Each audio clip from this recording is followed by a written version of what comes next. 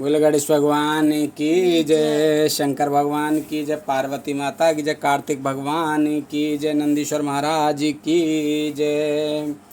चलो भक्तों, आओ सब मिलकर शिव पुराण का आनंद लेते हैं। शिव पुराण का सरल भाषा में हिंदी रूपांतर शिव पुराण महात्म्य, पहला अध्याय। सूत जी द्वारा शिव पुराण की महिमा का वर्णन। श्री शौनक जी ने पूछा, महान ज्ञानी सूत जी, आप संपूर्ण सिद्धांतों के ज्ञाता हैं, कृपया मुझसे पुराणों के सार का वर्णन करें। ज्ञान और वैराग्य सहित भक्ति से प्राप्त विवेक की वृद्धि कैसे होती है तथा साधु पुरुष कैसे अपने काम क्रोध आदि विकारों का निवारण करते हैं। इस कलयुग में सभी जीव आसुरी स्वभाव के हो गए हैं, अतः कृपा करके मुझे ऐसा साधन बताइए जो कल्याणकारी एवं मंगलकारी हो तथा पवित्रता लिए हो। प्रभु वह ऐसा साधन हो जिससे मनुष्य की शुद्धि हो जाए और उस निर्बल हृदय वाले पुरुष को सदैव के लिए शिव की प्राप्ति हो जाए। श्री सूत जी ने उत्तर दिया, शौनक जी, आप धन्य हैं, क्योंकि आपने मनुष्य के उद्धार के लिए मन में पुराण कथा को सुनने के लिए अपार प्रेम व लालसा है। इसलिए मैं तुम्हें परम उत्तम शास्त्र की कथा सुनाता हूँ। वत्स संपूर्ण सिद्धांत से संपन्न भक्ति को बढ़ाने वाला तथा शिव जी को संतुष्ट करने वाला अमृत के समान दिव्य शास्त्र है शिव पुराण। इसका पूर्व काल में शिव जी ने ही प्रवचन किया था। गुरुदेव व्यास ने सनत कुमार मुनि का उपदेश पाकर आदर पूर्वक इस पुराण की रचना की है। यह पुराण कलयुग में मनुष्यों के हित का परम साधन है। शिव पुराण परम उत्तम शास्त्र है। इस पृथ्वी लोक में सभी मनुष्यों को भगवान शिव के विशाल रूप को समझना चाहिए। इसे पढ़ना एवं सुनना सर्व साधन है। यह मनोवांछित फलों को देने वाला है। इससे मनुष्य निष्पाप हो जाता है तथा इस लोक में सभी सुखों का उपभोग करके अंत में शिवलोक को प्राप्त करता है। शिव पुराण में 24,000 श्लोक हैं, जिसमें 7 संहिताएं हैं। शिव पुराण परम ब्रह्म परमात्मा की समान गति प्रदान करने वाला है। मनुष्य को पूरी भक्ति एवं संयम पूर्वक इसे सुनना चाहिए। जो मनुष्य प्रेम पूर्वक नित्य इसको बाँचता है या इसका पाठ करता है, वह निसंदेह पुण्यात्मा है। भगवान शिव उस विद्वान पुरुष पर प्रसन्न होकर उसे अपना धाम प्रदान करते हैं। प्रतिदिन आदरपूर्वक शिव पुराण का पूजन करने वाले मनुष्य संसार में संपूर्ण भोगों को भोग कर भगवान शिव के पद को प्राप्त करते हैं। वे सदा सुखी रहते हैं। शिव पुराण में भगवान शिव का सर्वस्व है। इस लोक और परलोक में सुख की प्राप्ति के लिए आदर पूर्वक इसका सेवन करना चाहिए। यह निर्मल शिव पुराण धर्म, अर्थ, काम और मोक्ष रूप चारों पुरुषार्थों को देने वाला है। अतः सदा प्रेम पूर्वक इसे सुनना एवं पढ़ना चाहिए। प्रथम अध्याय समाप्त। बोलो शंकर भगवान की जय। दूसरा अध्याय। देवराज को शिवलोक की प्राप्ति, चंचुला का संसार से वैराग्य। श्री शौनक जी ने कहा, आप धन्य हैं सूत जी, आप परमार्थ तत्व के ज्ञाता हैं।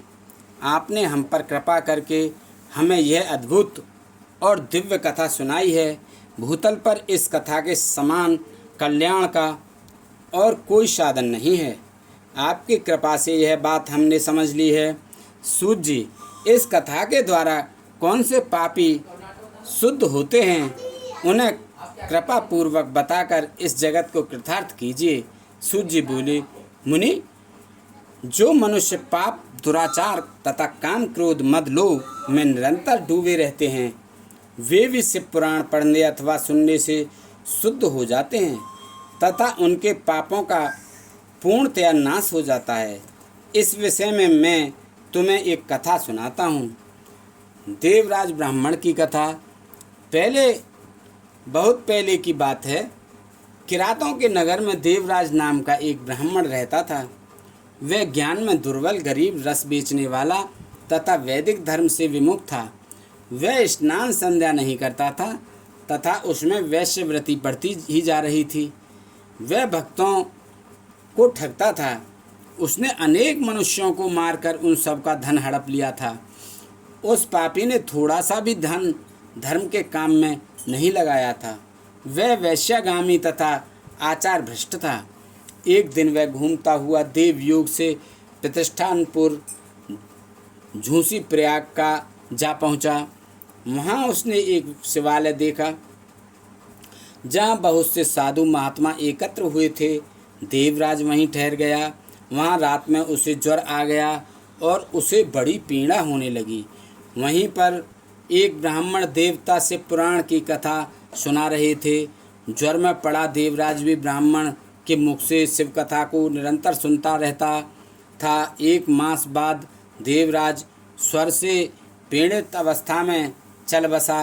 यमराज के दूत उसे बांधकर यमपुरी ले गए। तभी वहाँ शिवलोक से भगवान शिव के पार्षदगण आ गए। वे कर्पूर के समान उज्ज्वल थे। उनके हाथ में त्रिशूल, संपूर्ण शरीर पर भस्म और गले में रुद्राक्ष की माला उनके शरीर की शोभा बढ़ा रही थी। उन्होंने यमराज के दूतों को मार पीट कर देवराज को यमदूतों के चंगुल से छुड़ा लिया और वे उसे अपने अद्भुत विमान में बैठाकर जब कैलाश पर्वत पर ले जाने लगे तो यमपुरी में कोलाहल मच गया, जिसे सुनकर यमराज अपने भवन से बाहर आए। साक्षात रुद्रों के समान प्रतीत होने वाले इन दूतों का धर्मराज ने विधि पूर्वक पूजन कर ज्ञान दृष्टि से सारा मामला जान लिया। उन्होंने भय के कारण भगवान शिव के दूतों से कोई बात नहीं पूछी। तत्पश्चात शिवदूत देवराज को लेकर कैलाश चले गए और वहां पहुंचकर उन्होंने ब्राह्मण को करुणावतार भगवान शिव के हाथों में सौंप दिया। शौनक जी ने कहा, महाभाग सूत जी, आप सर्वत्र हैं। आपके कृपा प्रसाद से मैं कृतार्थ हुआ। इस इतिहास को सुनकर मेरा मन आनंदित हो गया है। अतः भगवान शिव में प्रेम बढ़ने वाली दूसरी कथा भी कहिए।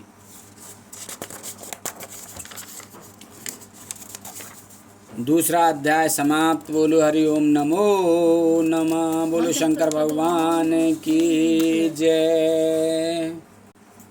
श्री तीसरा अध्याय विदुर ब्राह्मण की कथा। श्री सूत जी बोले, शौनक सुनो, मैं तुम्हारे सामने एक अन्य गोपनीय कथा का वर्णन करूँगा, क्योंकि तुम शिव भक्तों में अग्रगण्य व वेद वक्ताओं में श्रेष्ठ हो। समुद्र के निकटवर्ती प्रदेश में वास्कल नामक गांव है, जहां वैदिक धर्म से विमुख महापापी मनुष्य रहते हैं। वे सभी दुष्ट हैं एवं उनका मन दूषित विषय भोगों में ही लगा रहता है। वे देवताओं और भाग्य पर विश्वास नहीं करते।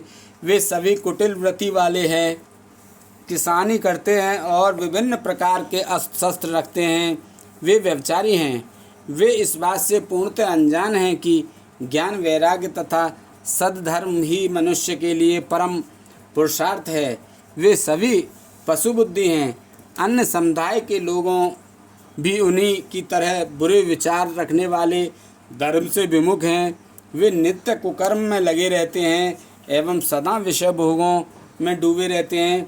वहाँ की स्त्रियाँ भी बुरे स्वभाव की, स्वेच्छारिणी, पाप में डूबी, कुटिल सोच वाली और व्यभिचारिणी हैं। वे सभी सद्व्यवहार तथा सदाचार से सर्वथा शून्य हैं। वहाँ सिर्फ दुष्टों का निवास है। वास्कल नामक गांव में विदुर नाम का एक ब्राह्मण रहता था। वह अधर्मी, दुरात्मा एवं महापापी था। उसकी स्त्री बहुत सुंदर थी। उसका नाम चंचुला था। वह सदा उत्तम धर्म का पालन करती थी, परंतु विदुर वैश्यगामी था। इस तरह कुकर्म करते हुए बहुत समय व्यतीत हो गया। उसकी स्त्री काम से पीड़ित होने पर भी सर्वधर्मनाश के भय से क्लेश सहकर भी काफ़ी समय तक धर्म भ्रष्ट नहीं हुई, परंतु आगे चलकर वह भी अपने दुराचारी पति के आचरण से प्रभावित होकर दुराचारिणी और अपने धर्म से विमुख हो गई। इस तरह दुराचार में डूबे हुए उन पति पत्नी का बहुत सा समय व्यर्थ बीत गया। वैश्यगामी दूषित बुद्धि वाला वह दुष्ट ब्राह्मण विदुग समयानुसार मृत्यु को प्राप्त हो गया, नरक में चला गया। बहुत दिनों तक नरक के दुखों को भोग कर वह मूढ़ बुद्धि पापी विद्या पर्वत पर भयंकर पिशाच हुआ। इधर उस दुराचारी विदुग के मर जाने पर वह चंचुला नामक स्त्री बहुत समय तक पुत्रों के साथ अपने घर में रहती रही। पति की मृत्यु के बाद वह भी अपने धर्म से गिरकर पर पुरुष का संग करने लगी। सतियां विपत्ति में भी अपने धर्म का पालन करना नहीं छोड़ती। यही तो तप है। तप कठिन तो होता है, लेकिन इसका फल मीठा होता है। विषय इस सत्य को नहीं जानता, इसलिए वह विषयों के विषफल का स्वाद लेते हुए भोग करता है। एक दिन देवयोग से किसी पुण्य पर्व के आने पर वह अपने भाई बंधुओं के साथ गोकर्ण क्षेत्र में गई।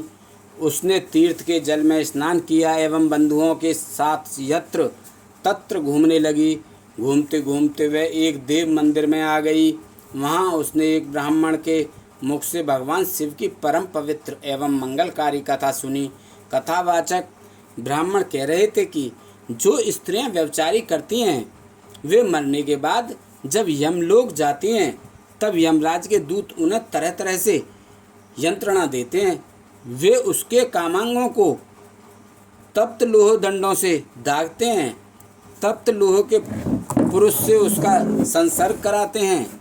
ये सारे दंड इतनी वेदना देने वाले होते हैं कि जीव पुकार पुकार कर कहता है कि अब वह ऐसा नहीं करेगा, लेकिन यमदूत उसे छोड़ते नहीं।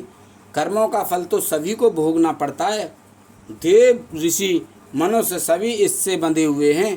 ब्राह्मण के मुख से यह वैराग्य बढ़ाने वाली कथा सुनकर चंचुला भय से व्याकुल हो गई। कथा समाप्त होने पर सभी लोग वहाँ से चले गए। तब कथा बाँचने वाले ब्राह्मण देवता से चंचुला ने कहा, हे ब्राह्मण, धर्म को न जानने के कारण मेरे द्वारा बहुत बड़ा दुराचार हुआ है। स्वामी, मेरे ऊपर कृपा करके मेरा उद्धार कीजिए। आपके प्रवचन को सुनकर मुझे इस संसार से वैराग्य हो गया है। मुझ मूढ़ चित्त वाली पापनी को धिक्कार है। मैं निंदा के योग्य हूँ। मैं बुरे विषयों में फंसकर अपने धर्म से विमुख हो गई थी। कौन मुझ जैसी कुमार्ग में मन लगाने वाली पापनी का साथ देगा? जब यमदूत मेरे गले में फंदा डालकर मुझे बांध कर ले जाएंगे और नरक में मेरे शरीर के टुकड़े करेंगे, तब मैं कैसे उन महायातनाओं का सहन कर पाऊंगी? मैं सब प्रकार से नष्ट हो गई हूँ, क्योंकि अभी तक मैं हर तरह से पाप में डूबी रही हूँ।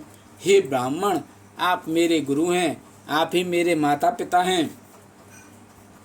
मैं आपकी शरण में आई हूँ। मुझ अबला का अब आप ही उद्धार कीजिए। सूर्य कहते हैं, शौनक इस प्रकार विलाप करती हुई चंचला ब्राह्मण देवता के चरणों में गिर पड़ी। तब ब्राह्मण ने उसे कृपा पूर्वक उठाया। इससे तृतीय अध्याय समाप्त। बोलो शंकर भगवान की जय। बोलो पार्वती माता की जय। बोलो कार्तिक भगवान की जय। बोलो गणेश भगवान की जय। बोलो नंदीश्वर महाराज की जय। जय शंकर जय शंकर, शंकर जय शंकर कैलाशपति। जय गौरा जय गौरा, गौरा जय गौरा माँ पार्वती। जय शंकर जय शंकर, शंकर जय शंकर कैलाशपति। जय गौरा जय गौरा, गौरा जय गौरा माँ पार्वती। जय शंकर जय कृपान शंकर, जय शंकर कैलाशपति। जय गौरा जय गौरा, गौरा जय गौरा माँ पार्वती। जय शंकर जय कृपान शंकर, जय शंकर कैलाशपति। जय गौरा जय गौरा, गौरा जय गौरा माँ पार्वती। जय शंकर जय नमामि शंकर, जय शंकर कैलाशपति। जय गौरा जय गौरा, गौरा जय गौरा माँ पार्वती। जय शंकर जय कृपानि शंकर जय शंकर कैलाशपति जय गौरामा गौरा गौरा जय गौरामा पार्वती। बोलो सांचे दरबार की जय। शंकर भगवान पार्वती माता की जय। कार्तिक गणेश भगवान की जय। नंदीश्वर की जय।